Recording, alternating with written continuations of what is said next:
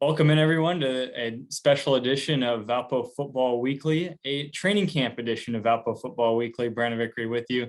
Glad to be joined by the head coach of the Valpo football program, Landon Fox. Well, Coach, this is an exciting time. It's training camp underway and the season right around the corner, coming off the program's best season since 2003. Just what's the vibe like? What's the energy like now that the full team is back on campus and that official practices are underway?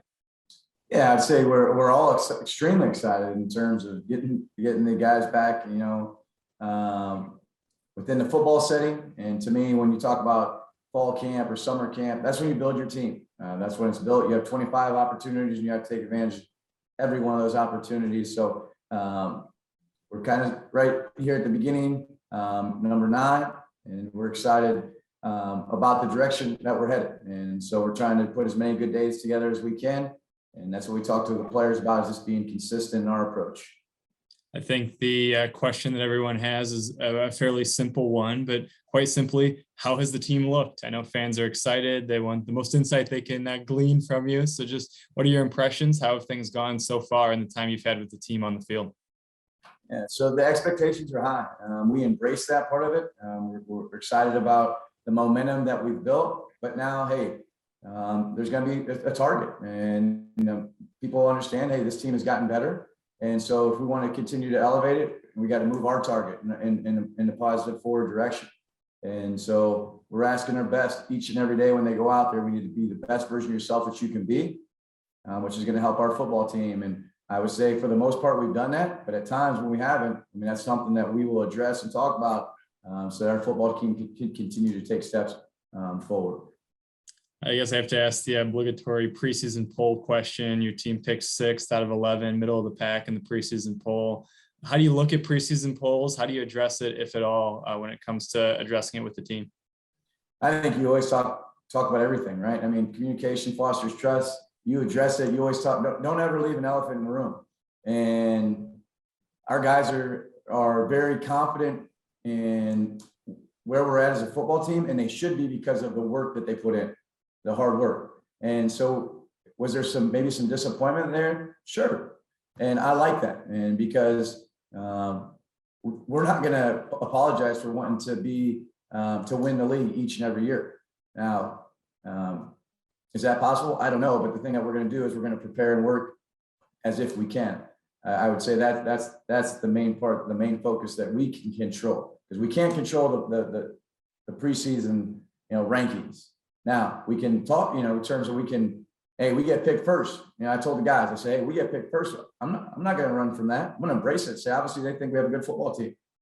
And if we have a good football team, let's go, continue to take the steps necessary to continue to elevate our team. And I would say we're excited to be able to get out there and continue to develop our program and coming off that momentum of the spring.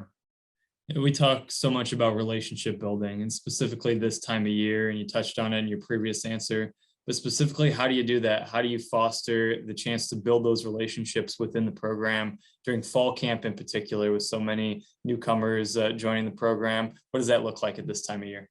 Yeah, Brandon, I appreciate you asking the question. I know it wasn't previously, you and I didn't talk about that, but that's special to me, because to me, if you're going to ask a guy to be his very best, you better have a relationship. They better understand it's more than football. So how do you do it? Well, we're doing a book study this camp. Each class has a book that they're reading, that they'll discuss with certain coaches and in individual classes to promote leadership and what does that look like? And they go along with each class. Hey, freshmen, it's kind of more character integrity. So sophomores, you get the obstacle in the way, and that's been very special and part of building our team. And then every night, in terms of team meetings, we get up there and we have a position come up, and they're going to give us their triple H's: hero, highlight, hardship. And we're going to talk about those things so we get to know the players on the team from a personal level. And so to me, it's fun, Brandon. You're going to see laughter, excitement, and highlights, to tears and hardships, and from coaches and players alike. And so to me, that's a very special part of our program. Preseason camp is always the discussion about the quarterback position. And I know you don't like to often focus on one position on the football field, but Chris Duncan had been a mainstay in the program. He has graduated. Where do things stand as far as the competition at the QB spot this fall? Yeah, it takes 11, right? That's the first thing. You need all 11 guys operating as one, but the quarterback is very important if you want to be efficient on offense. There's no doubt about that. Again, don't act like it isn't, right? That's a very important position for us. Ben Nims is a returner, so he has a good understanding of our offense, but he is getting, there's a number of guys competing with him for that spot. And we had a scrimmage last Saturday, so we had got an opportunity to get guys live reps. Our quarterbacks were live at that time, so they got banged around a little bit, which is good to get them under fire to see how they respond. Another scrimmage up this coming Saturday, which will help again to kind of get that pecking order as we go into the season. Fans always like to hear the behind the scenes, and without necessarily having to reveal the specifics of the content, what are your coaches looking at, and what are those coaches meetings like during the fall in terms of evaluating players and evaluating players at various positions on your roster? Kind of take us inside how that process goes as you start to put together two deeps looking toward week one. Yeah, we're evaluating every single day in terms of everything that we do. It could be within the coaching staff and also our personnel. And so we're going to continuously talk about personnel. Hey, I tell guys in the meeting, we got stock up, stock down. And, obviously guys that can put consistent days together are going to continue to rise up the depth chart. Guys who are inconsistent in their play are going to move down the depth chart. It's that simple. And we want to put guys out there that we trust. And Brandon, really, to be honest with you, it may not always be the best, most talented player, which you have to have a combination of talent and consistency. Then you have an opportunity to have a really good team. And so every day we're talking about that as a staff. And then what I think is, what we need to make sure we're doing is then relaying that to the players. And again, that's that communication piece. So they know, hey, this is what coach is asking me to do. And that communication, okay, now this is what I need to do. I need to go, then I have to go do it. Let's look ahead to the schedule. Your thoughts on the non-conference schedule that you have this season, and maybe your early thoughts on the PFL slate that features a few new members as well. As you look ahead to this schedule, what thoughts come to mind? Yeah, excitement.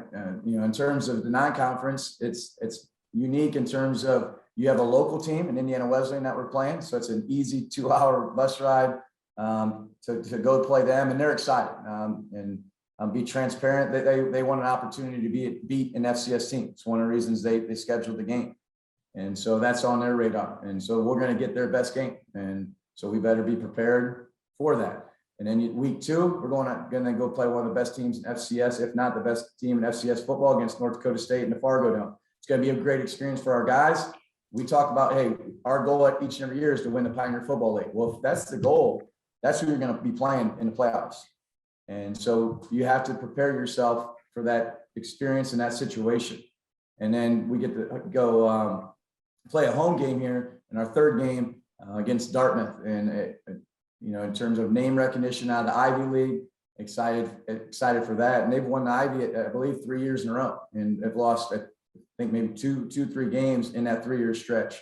So a very good football team as well, but we're excited to have them at home. And I'm excited to get a really good crowd out there. I'm sure it'll happen, especially for the first home game. As far as the PFL slate, Brandon, one thing that makes me nervous. I've been in the Pioneer Football League for 14 years.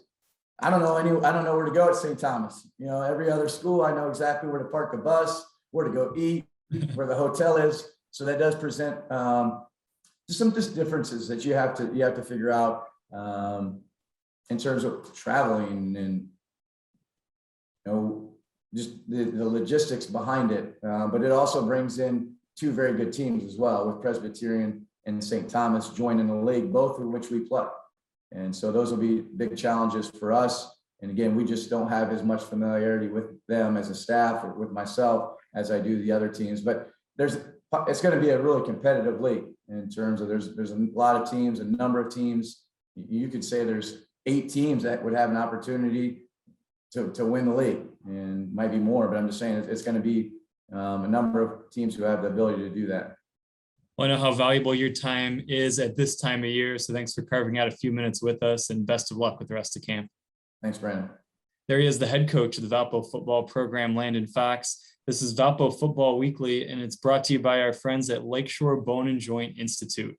We invite you to join us again next time. But until then, for all the latest in Valpo athletics, you can follow us on social media or visit valpoathletics.com.